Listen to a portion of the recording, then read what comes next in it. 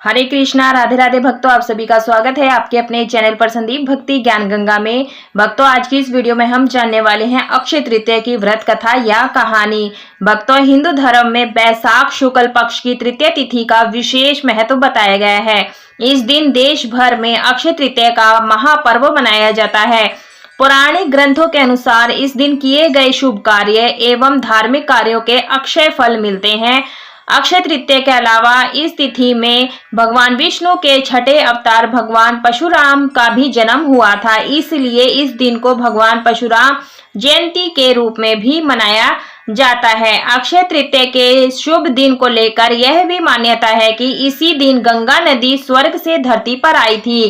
साथ ही अक्षय तृतीया को अन्न एवं रसोई की देवी मां अन्नपूर्णा का जन्म हुआ था। हिंदू धर्म में इस दिन के कई महत्व एवं इससे जुड़ी कई पौराणिक कथा भी प्रचलित है।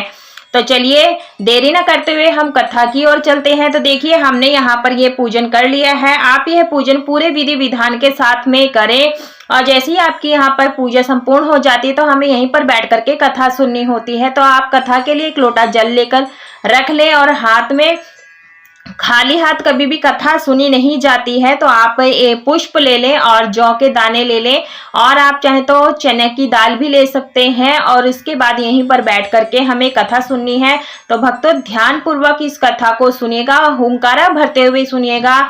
जो लोग व्रत रखते हैं आज के दिन उन्हें कथा अनिवार्य रूप से सुननी चाहिए और जो व्रत नहीं करते सिर्फ पूजन करते कथा जरूर से सुननी चाहिए, तभी आपकी ये पूजा संपूर्ण मानी जाती है। तो चलिए, कथा इस प्रकार से है। अक्षय तृतीया की व्रत कथा। अक्षय तृतीया से जुड़ी एक पौराणिक कथा के अनुसार धर्मदास नामक एक वैश्य था। धर्मदास की आर्थिक स्थिति अच्छी नहीं थी। वह हमेशा अपने परिवार के भरण पोषण के लिए चिंतित रहता था। आर्थिक स्थिति ठीक न होते हुए भी वह स्वभाव से बहुत ही धार्मिक एवं दानी था।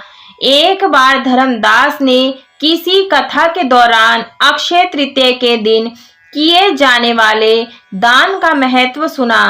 कथा का महात्म्य सुनने के बाद वह हर साल अक्षय तृतीया को सुबह गंगा नदी में स्नान कर सभी देवी देवताओं की विधि पूर्वक पूजा करने लगा। अपने सामर्थ्य के अनुसार जल से भरे घड़े, जौ, अनाज, गुड़, घी, देश जैसी कई वस्तुओं को भगवान और ब्राह्मणों को समर्पित करता था। यह सब देखकर धर्मदास की पत्नी उसे रोकने की कोशिश करती, क्योंकि उसे लगता है कि अगर इतना सब दान में दे देंगे तो परिवार का पालन पोषण कैसा होगा। इतना ही कहकर अपनी पत्नी की बातों को सुनकर धर्मदास बिल्कुल भी विचलित नहीं होता और वह अपने सामर्थ्य अनुसार दान पुण्य करता रहता। वृद्धावस्था में अनेक रोगों से ग्रस्त होने के बावजूद भी धर्मदास अक्षय तृतीया के दिन व्रत एवं दान पुण्य किया करता था। पौराणिक कथा के अनुसार यही धर्मदास वैश्य अक्षय तृतीया के दिन दान धर्म के कार्य पुण्य के कारण अगले जन्म में कुशावती राजा हुआ था। धर्मदास अपने अगले जन्म में भी दान पुण्य करने वाला धार्मिक स्वभाव का था। कहा जाता है कि उनके महायज्ञ के आयोजन में त्रिदेव वेश बदलकर शामिल हुआ करते थे। प्रतापी राजा होने के बावजूद भी वह कभी दान धर्म के मार्ग से नहीं भटका और अपने पुण्य फल से अपने अगले जन्म में यही राजा भारत के महान सम्राट चंद्रगुप्त के रूप में पैदा हुए थे। अक्षय तृतीया पर दान पुण्य से खुश होकर भगवान ने धर्मदास पर कृपा की। वैसे ही जो कोई भी अक्षय तृतीया के इस दिन दान पुण्य कर व्रत कथा सुनता एवं पढ़ता है, उसे भी अक्षय पुण्य की प्राप्ति होती है।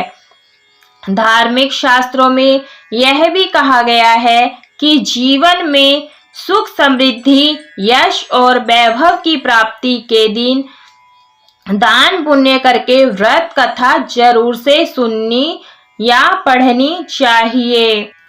इसके बाद हमें गणेश जी की कहानी सुननी है। तो एक बार एक मेंढक और मेंढकी तालाब में रहते थे। मेंढक गणेश जी का बहुत बड़ा भक्त था। वह हर रोज गणेश जी की पूजा करता था। वह कुछ काम ना करता, बस गणेश जी का नाम जपता रहता। मेंढकी उससे बहुत परेशान थी। एक दिन मेंढकी ने गणेश जी की मूर्ति छुपा दी। मेंढक आया और गणेश जी की मूर्ति के बारे में पूछने लगा। तो मेंढकी ने बोला कि मुझे नहीं पता। एक दिन की एक औरत उनके तालाब के पास आई और अपने मटके में पानी भरने लगी।